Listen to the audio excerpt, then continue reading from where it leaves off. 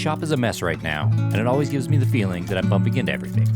I don't know if everyone feels this way, but it's very uncomfortable. It's always nice to do a little cleanup, and when making videos, it's just a good idea.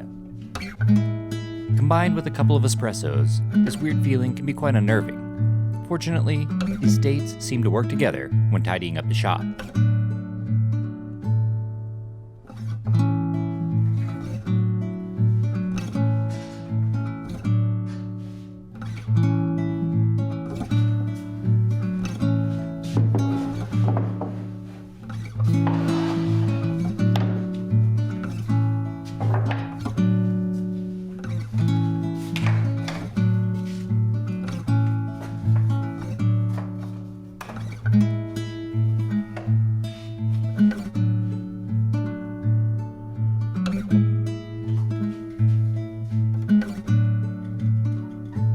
Space is at a premium with the new CNC construction underway and my standard workload piled on top of it.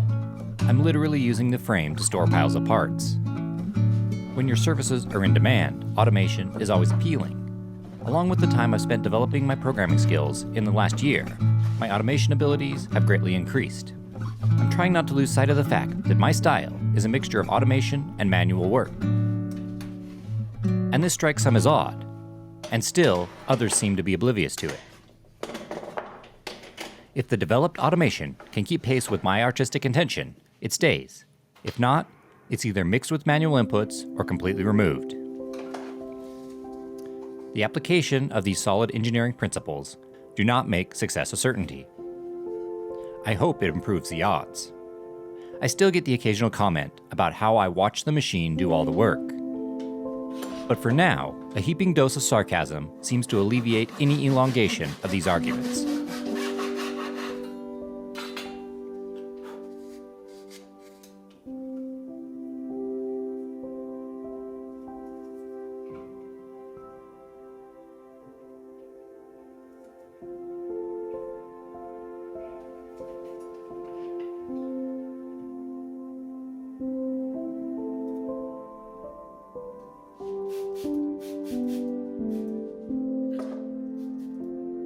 The process I'm working through is all manual labor, mixed with large amounts of time for the glue to set and cure. To ensure these joints are sound, the time to fully set and cure is essential. On the surface, it would seem that this would allow me to execute many other jobs on the side. In reality, with all the constraints in my shop right now, I have not been so lucky. I would love to show the shop with the machine running while I perform the hand processing necessary for every part. The logistics make this a difficult scenario to film.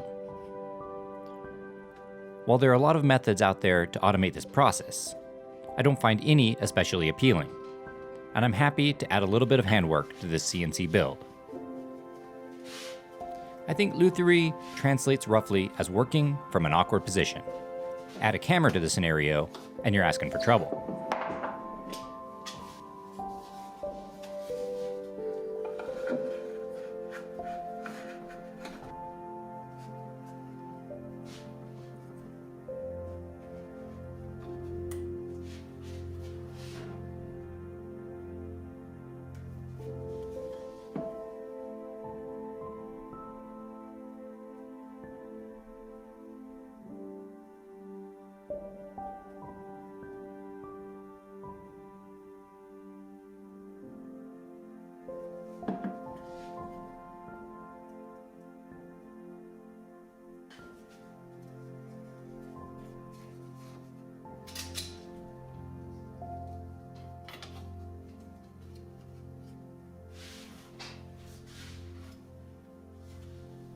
With the ribs joined to the body block, I can trim the excess. I use the mold to align the block and hand planes to remove the extra material. I can then glue in the linings and prepare them to fit the top. These laminated linings and sides make the instrument a lot more resilient to humidity and temperature fluctuations. I prefer to make carved tops and solid bent sides. I can say that this method is very robust.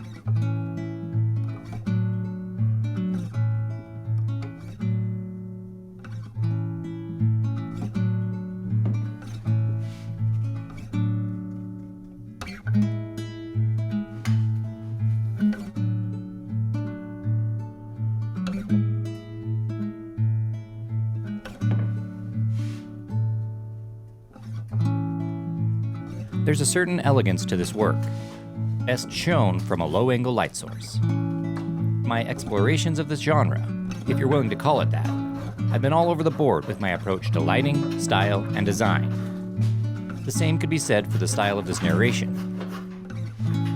I want to say that there'll be a focus from this point forward. I can assure you there won't be. There's only one thing that I think you can count on, and that in itself is relative. I will continue to mix technology and manual work. This is the best definition of my style. I couldn't be more pleased that you all come back week after week to listen to my rambling muses. I take great pleasure in the style and comparative skill I've built in my writing over the last year. I hope you've enjoyed it as much as I have. Stand-up comedians often say you have to bomb to learn how to succeed, and I think the same is true for being a YouTuber and a luthery. I've tried to take this concept of iteration and practice it as best as possible, and I don't plan to stop anytime soon. Until next time, thanks for watching.